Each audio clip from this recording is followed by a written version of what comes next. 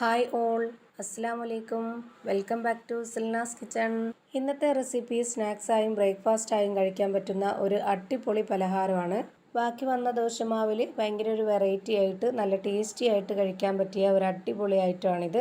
അപ്പോൾ ഈ ഒരു പലഹാരം തയ്യാറാക്കി എടുത്തിട്ടുള്ളത് ചീസ് വെച്ചിട്ടും മുട്ട വെച്ചിട്ടുമാണ്. അപ്പോൾ ഈ വീഡിയോ ഒന്ന് മുഴുവനായിട്ട് കണ്ടു നോക്കുക. തീർച്ചയായിട്ടും നിങ്ങൾക്ക് എല്ലാവർക്കും ഇഷ്ടമാവും. അത്രയും നല്ല സിമ്പിൾ ആയിട്ടുള്ള നല്ല ടേസ്റ്റി ആയിട്ടുള്ള ഒരു റെസിപ്പിയാണിത്. റെസിപ്പിയിലോട്ട് കിടക്കുന്നതിന് മുമ്പായി സിൽനാസ് കിച്ചൺ ചാനൽ ആദ്യമായിട്ട് കാണുന്നവരാണെങ്കിൽ പ്ലീസ് ഒന്ന് സബ്സ്ക്രൈബ് ചെയ്തേക്കണേ. ഒപ്പം തന്നെ ഈ വീഡിയോസ് നിങ്ങൾക്ക് ഇഷ്ടപ്പെടുകയാണെങ്കിൽ ഒരു ലൈക്ക് ചെയ്യാനും മറക്കരുത്. ഇനി നമുക്ക് റെസിപ്പിയിലോട്ട് കിടക്കാം. ഈ ഒരു റെസിപ്പി തയ്യാറാക്കാനായിട്ട് ആദ്യം തന്നെ സ്റ്റവിലേക്ക് ഒരു പാൻ വെച്ച് കൊടുത്തിട്ട് അതിലേക്ക് കുറച്ച് എണ്ണ ഒഴിച്ചു കൊടുത്ത് എണ്ണ നന്നായിട്ടൊന്ന് ചൂടായിട്ട് വരുമ്പോഴത്തേക്ക് അതിലേക്ക് ഒരു ചെറിയ സ്പൂൺ അളവിൽ കടുക് ഇട്ട് കൊടുക്കുന്നുണ്ട്. കടുക് ഇനിയൊന്ന് നന്നായിട്ട് പൊട്ടി വരട്ടെ.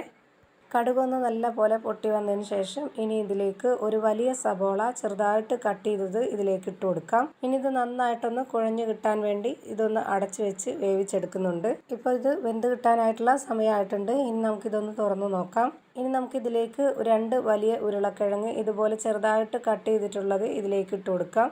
ഇതെല്ലാം ഇതുപോലെ ചെറുതായിട്ട് കട്ട് ചെയ്തിട്ട് തന്നെ ഇട്ട് കൊടുക്കാൻ നോക്കുക. എന്നാൽ നമ്മൾ ഉണ്ടാക്കിയെടുക്കുന്ന ഈ ഒരു റെസിപ്പിക്ക് നല്ലൊരു ടേസ്റ്റ് കിട്ടുന്നത്. ഇനിയിപ്പോൾ ഞാനിതിലേക്ക് കുറച്ച് എരിവിന് വേണ്ടിയിട്ട് 2 പച്ചമുളക് കട്ട് ചെയ്ത് ഇട്ട് കൊടുത്തിട്ടുണ്ട്. അതിൻ്റെ കൂടെ തന്നെ കുറച്ച് മല്ലിയിലയും കറിവേപ്പിലയും കൂടെ കട്ട് ചെയ്തിട്ട് കൊടുത്തിട്ടുണ്ട്. ഇനി ഇതുപോലെ ചെറിയ സ്പൂൺ അളവിൽ ഒരു 1/4 സ്പൂൺ ഗരം മസാലപ്പൊടിയും 1/2 സ്പൂൺ കുരുമുളക് പൊടിയും 1/4 സ്പൂൺ മഞ്ഞൾപ്പൊടിയും 1/4 സ്പൂൺ ചെറിയ ജീരകത്തിൻ്റെ പൊടിയും ആവശ്യത്തിനുള്ള ഉപ്പും കൂടെ ചേർത്ത് നല്ലപോലെ ഇതൊന്ന് ഇളക്കി യോജിപ്പിച്ചെടുക്കുന്നുണ്ട്.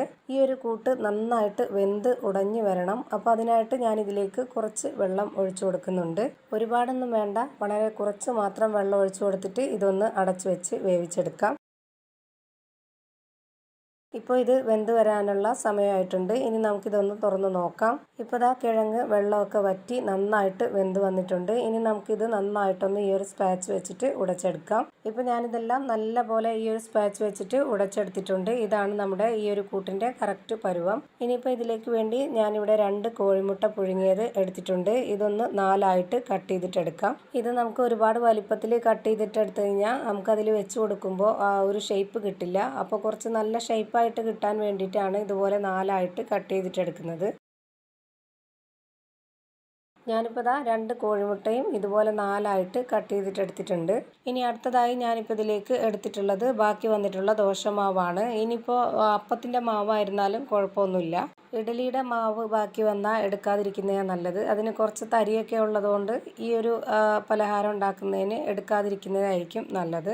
ഞാനിപ്പോൾ ഉണ്ടാക്കിയെടുക്കുന്ന ഈ ഒരു രീതിക്ക് ചെയ്തെടുക്കണമെന്നുണ്ടെങ്കിൽ അപ്പത്തിൻ്റെ മാവും ദോശയുടെ മാവും തന്നെയാണ് നല്ലത്.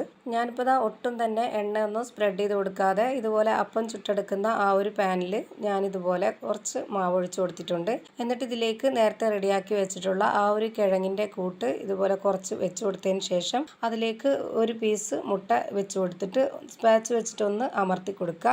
ഇനി ഇതിൻ്റെ മുകളിലേക്ക് കുറച്ച് മാവും കൂടെ ഒഴിച്ചു കൊടുക്കുന്നുണ്ട്. ഒരുപാട് അങ്ങ് ഒഴിച്ചു കൊടുക്കണ്ട, ഇത് നമ്മൾ തിരിച്ചിട്ട് കൊടുക്കാനുള്ളതാണ്. അപ്പോൾ ആ ഫില്ലിങ്സ് ഒന്ന് പുറത്ത് വരാതിരിക്കാൻ വേണ്ടിയിട്ട് മാത്രം കുറച്ചൊന്ന് മാവ് ഒഴിച്ചു കൊടുക്കാം. ഇനിയിപ്പോൾ ഇതാ ഇതിൻ്റെ ഒരു സൈഡ് വെന്ത് കിട്ടിയിട്ടുണ്ട്. ഇനി ഇതൊന്ന് തിരിച്ചിട്ട് കൊടുക്കാം. ഈ ഒരു ഭാഗം നന്നായിട്ടൊന്ന് വെന്ത് വരട്ടെ.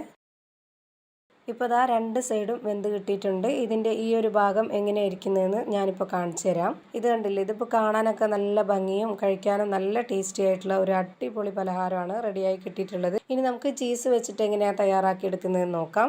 അപ്പോൾ അതിനായിട്ട് ഞാനിവിടെ ഒരു കയ്യിൽ മാവ് ഒഴിച്ചു കൊടുത്തിട്ടുണ്ട്. ഒരു കയ്യിൽ മുഴുവനായിട്ടും ഒഴിച്ചു കൊടുക്കുന്നില്ല, രണ്ടിലും ഞാൻ കുറച്ചായിട്ടാണ് ഒഴിച്ചു കൊടുത്തിട്ടുള്ളത്. ഒരുപാട് മാവ് ഒഴിച്ചു കൊടുക്കണ്ട, വളരെ കുറച്ച് മാത്രം ഒഴിച്ചു കൊടുത്തിട്ട് ഉണ്ടാക്കിയെടുത്താൽ മതി. അപ്പോഴാണ് കാണാനും നല്ല ഭംഗി. ഇപ്പോൾ ഞാനിതിലേക്ക് ആ ഒരു കിഴങ്ങിൻ്റെ മിക്സ് വെച്ച് കൊടുത്തതിന് ശേഷം ഒരു പീസ് ചീസും കൂടെ വെച്ച് കൊടുത്തിട്ടുണ്ട്. ഇനി അതിന് മുകളിലേക്ക് കുറച്ച് മാവ് കൂടി ഒഴിച്ചു കൊടുക്കാം. ഇനിയിപ്പോൾ ഇത് വെന്ത് വരട്ടെ. ഇപ്പോൾ ദാ ഇതിൻ്റെ ഒരു സൈഡ് വെന്ത് കിട്ടിയിട്ടുണ്ട്. ഇനി ഇതൊന്ന് തിരിച്ചിട്ട് കൊടുക്കാം. ഇനി ഈ ഭാഗം നല്ല പോലെ ഒന്ന് വെന്ത് വരട്ടെ. ഒരുപാട് ഫ്ലെയിം കൂട്ടി വെച്ച് വേവിച്ചെടുക്കരുത്. ഞാനിപ്പോൾ ഇതൊരു മീഡിയം ഫ്ലെയിമിലിട്ടിട്ടാണ് വേവിച്ചെടുക്കുന്നത്. ഇപ്പോൾ ഇതിൻ്റെ ഈ ഒരു സൈഡും കൂടെ വെന്ത് കിട്ടിയിട്ടുണ്ട്. ഇനി ഇതിൻ്റെ ഈ ഭാഗം എങ്ങനെയായിരിക്കുന്നതെന്ന് ഞാനൊന്ന് കാണിച്ചു തരാം. ഇപ്പോൾ ഇതാ കണ്ടില്ലേ, നല്ല ഭംഗിയാണ് ഇത് കാണാനായിട്ട്. കഴിക്കാനാണെങ്കിലും ഭയങ്കര ടേസ്റ്റാണ്. ഇത് കാണുമ്പോൾ തന്നെ നിങ്ങൾക്ക് അറിയാൻ പറ്റും എത്ര നന്നായിട്ടാണ് ഇത് റെഡിയായി കിട്ടിയിട്ടുള്ളതെന്ന്. ഇനിയിപ്പോൾ ദാ ചീസ് വെച്ചിട്ടുള്ളത് ഞാനിതിൻ്റെ അകം എങ്ങനെയാണ് ഇരിക്കുന്നതെന്ന് അറിയാൻ വേണ്ടി പൊട്ടിച്ച് കാണിച്ചു തരാം. അപ്പോൾ ദാ ഒട്ടും തന്നെ എണ്ണയോ ഓയിലോ ബട്ടറോ നെയ്യോ ഒന്നും തന്നെ യൂസ് ചെയ്യാതെ നല്ല ടേസ്റ്റി ആയിട്ടുള്ള ഒരു അടിപൊളി ഈവനിങ് സ്നാക്സ് ആയിട്ടും ബ്രേക്ക്ഫാസ്റ്റ് ആയിട്ടും കഴിക്കാൻ പറ്റിയ പലഹാരം റെഡിയായി കിട്ടിയിട്ടുണ്ട്. ഇനിയിപ്പോൾ ഇതാ മുട്ട മാത്രം വെച്ചിട്ടുള്ളതും പൊട്ടിച്ച് കാണിച്ചു തരാം. ബ്രേക്ക്ഫാസ്റ്റൊക്കെ കഴിക്കാൻ മടിക്കുന്ന കുട്ടികൾക്കൊക്കെ ഈ ഒരു രീതിയിൽ ചെയ്തു കൊടുത്താൽ തീർച്ചയായിട്ടും അവർ കഴിച്ചിരിക്കും. അപ്പോൾ ഇത് തീർച്ചയായിട്ടും നിങ്ങൾ ഒരു തവണയെങ്കിലും ഒന്ന് ട്രൈ ചെയ്ത് നോക്കണം. ഭയങ്കര ടേസ്റ്റി ആയിട്ടുള്ള ഒരു പലഹാരമാണ്. അപ്പോൾ ഇത്രയേ ഉള്ളൂ ഇന്നത്തെ വീഡിയോ ഇഷ്ടമായാൽ ലൈക്ക് ചെയ്യാനും കമൻറ്റ് ചെയ്യാനും ഷെയർ ചെയ്യാനും മറക്കരുത്. അതുപോലെ തന്നെ ഞാനിടുന്ന പുതിയ വീഡിയോസ് നോട്ടിഫിക്കേഷനായിട്ട് കിട്ടുന്നതിന് വേണ്ടി സബ്സ്ക്രൈബ് ചെയ്ത് ബെല്ലൈക്കൺ അമർത്തി അതിൽ ഓൾ എന്ന ഓപ്ഷൻ എനേബിൾ ചെയ്ത് കൊടുക്കാനും മറക്കരുത്. പുതിയൊരു വീഡിയോയുമായി വീണ്ടും വരും. Thank you for watching.